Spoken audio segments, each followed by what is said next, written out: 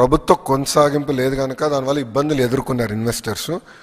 దానికి ఒక మోడల్ ఏర్పాటు చేయమని మాకు ఒకటి చెప్పారు. అంటే ఒక గ్యారంటీ మీ ఇన్వెస్టర్కి మేము ఇన్సెంటివ్స్ గ్యారంటీ చేస్తే అది సావరెన్ గ్యారంటీ లాగా ఉండాలి, ఒక మోడల్ వర్కౌట్ చేయండి అని మాకు చెప్పారు. అది మేము ఆల్రెడీ ఈ ట్రిప్లో టీజీ భరత్ గారు నేను డిస్కస్ చేశాము. మేము హోప్ఫుల్లీ ఇంకొక 1 monthలో ఒక మోడల్ తీసుకొచ్చి క్యాబినెట్కి తీసుకెళ్తాం.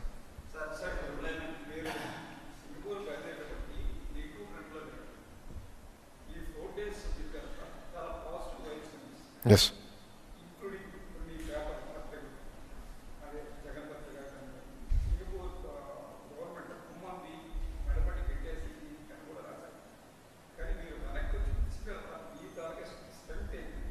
అంటే మీరు చూస్తే ఒక మంత్రి గారిని కలిసిన తర్వాత ఆయన ఒక ఫేస్బుక్ పోస్ట్ పెట్టారు. 2019లో ఏకపక్షంగా ఒప్పందాలు రద్దు చేశారు అని ఆయన పెట్టారు. అధికారంలో ఎవరు ఉండేయండి అప్పుడు? వైకాపా ప్రభుత్వం కాదా? ఆయన తెలీదా ఇట్లా ఒప్పందాలు రద్దు చేస్తే ఇబ్బంది పడతామని? అంటే ఎలాంటి అనుభవం లేని వ్యక్తి, ఒక విజన్ లేని వ్యక్తి, కనీసం మంత్రిగా పనిచేయని వ్యక్తి ముఖ్యమంత్రి అవుతే ఇంత నష్టపోతాం స్వామి. ఆయన ఎంతసేపు నాకెంత అని ఆలోచించిన వ్యక్తి తప్ప ప్రజలకి మంచి చేద్దాం, అభివృద్ధి చేద్దాం, ఉద్యోగాలు కల్పిద్దాం, పెట్టుబడులు తీసుకొద్దాం అని ఏనాడైనా ఆలోచించలేదు. 5 సంవత్సరాలు చెప్పుకునే స్థాయి ఒక కంపెనీ వచ్చిందా మనకి? ఏనాడైనా ఆంధ్ర రాష్ట్రం గురించి ఒక్కరన్నా మాట్లాడారండి 5 సంవత్సరాలు? నేను అసూయపడేవాడండి. అరే తమిళనాడుకి వెళ్ళిపోతున్నాయి కంపెనీలు, తెలంగాణకి వెళ్ళిపోతున్నాయి కంపెనీలు, 5 సంవత్సరాలు ఇంత నష్టపోతున్నాం ఏంటని చాలా బాధపడ్డాడు. అరే ఉన్న కంపెనీలు పంపించే కదా, అమర్రాజాని పంపించే. ఇట్లనే హెరిటేజ్ని కూడా ఇబ్బంది పెడితే వాళ్ళు వెళ్ళి పక్క రాష్ట్రంలో పెట్టుబడి పెట్టారు 5 సంవత్సరాల్లో. ఇక్కడ చేయనట్లేదు. కంపెనీలు రాష్ట్రం కోసం ఆగవండి, వెళ్ళిపోతాయి. వాళ్ళు కూడా కమిట్మెంట్స్ ఉంటాయి. చంద్రబాబు నాయుడు గారు వెళ్ళి చాలా స్పష్టంగా మేము మీతో ఉన్నాం, అయిపోయింది, కలిసికట్టుగా పనిచేద్దాం, ఒక అద్భుతమైన రోడ్ మ్యాప్ ఏర్పాటు చేసుకుందాం, ఫ్రేమ్వర్క్ పెట్టుకుందాం, ఆ ఫ్రేమ్వర్క్కి కొంచెం చట్టబద్ధత కూడా కల్పిద్దాం, కలిసికట్టుగా పనిచేద్దాం, మళ్ళీ ఆగిపోయిన అభివృద్ధిని ముందరికి తీసుకెళ్దాం అని చాలా స్పష్టంగా డిస్కస్ చేశారు. వాళ్ళు కూడా ముందరికి వచ్చి ఒక అమరావతి కాదు రాష్ట్రంలో కూడా మొత్తం రాష్ట్రంలో మేము కలిసికట్టుగా అభివృద్ధి చేద్దాం, వేరే ప్రాజెక్ట్స్ అంటే ఇప్పుడు మీకు స్పెషల్ ఎకనామిక్ జోన్స్ కానివ్వండి, పోర్ట్స్ కానివ్వండి, ఇవన్నిట్లో కలిసికట్టుగా చేద్దామని వాళ్ళు ముందరికి వచ్చారు. సో గతంలో అమరావతి ఉండేది, ఇప్పుడు అమరావతి కాదు, అమరావతి కూడా చేద్దాం. ఇప్పుడు వరల్డ్ బ్యాంక్ కూడా వచ్చారు, ముగ్గురు కలిసి చేద్దామని ఒప్పుకున్నాం. అమరావతి కాకుండా ఇతర ప్రాంతాలు కూడా అభివృద్ధి చేద్దామని నిర్ణయం తీసుకున్నాం. మీరే చూస్తారు కదా, మీరే చూస్తారు.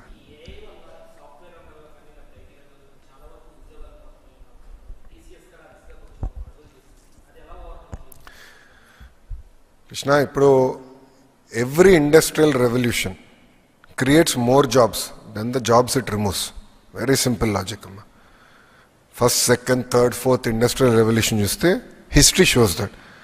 కానీ హిస్టరీ కూడా ఏం చెప్తుందంటే ఏ దేశం అయితే ఆ మార్పు కోసం సిద్ధంగా ఉంటుందో, రెడీగా ఉంటుందో, ఆ దేశం ఎక్కువ ఉద్యోగాలు క్రియేట్ చేస్తుందని. ఇప్పుడు మనకు తెలుస్తుంది ఏఐ, మెషిన్ లెర్నింగ్, క్వాంటమ్ దిశగా ప్రపంచం మొత్తం వెళ్తుంది. అందుకే నేను యాప్షీ చైర్మన్ గారికి చెప్పా, మా ఏఐ ఎంఎల్ మన కరికులంలో కంపల్సరీ మ్యాండేట్ చేయాలి. గౌరవ ముఖ్యమంత్రి గారు స్వయంగా క్వాంటమ్ కంప్యూటర్ని తెప్పిస్తున్నారు. సో ముందు చూపుతో ఇండస్ట్రీ ఏ డైరెక్షన్లో వెళ్తుందో గేజ్ చేసుకొని దానికి కావాల్సిన ఎకో సిస్టమ్ మొత్తం మేము క్రియేట్ చేస్తున్నాం. ఇప్పుడు 1995లో గౌరవ ముఖ్యమంత్రి గారు విజన్తో ఐటీ ఈ స్థాయికి వస్తుందని ఆనాడు ఒక్క టవర్తో మొదలైందండి ఐటీ రెవల్యూషన్, సైబర్ టవర్. ఇప్పుడు కూడా ఫోటోలు చూస్తే నిజంగానే ఆశ్చర్యం కలుగుతుంది. ఒక టవర్ ఉంటుంది, ఒక సింగిల్ రోడ్ ఉంటుంది, చుట్టుపక్కల కొండలు ఉంటాయి, కొండలు గుట్టలు ఉంటాయి. ఈరోజు చూడండి అదే హైదరాబాద్, మెట్రో ఉంది, పెద్ద పెద్ద కంపెనీలు వచ్చిన ISB, Microsoft, rest is history, right?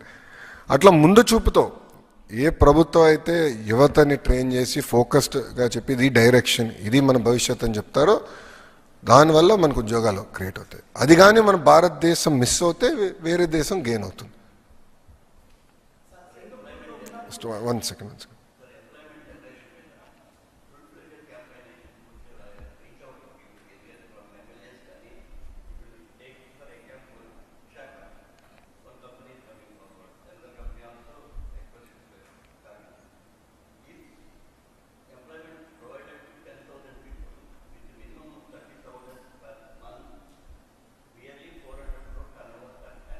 Correct, correct. మేము ఐ థింక్ టెంటేటివ్గా September we will be launching TCS అండి. అంటే వాళ్ళు ఆల్రెడీ లొకేషన్ చూసుకున్నారు, ఫిట్ అవుట్ జరుగుతుంది. Cognizant I think around October we're going to finish. Then campaign కింద మేము తీసుకెళ్తాం. We'll explain it to public. I take your point.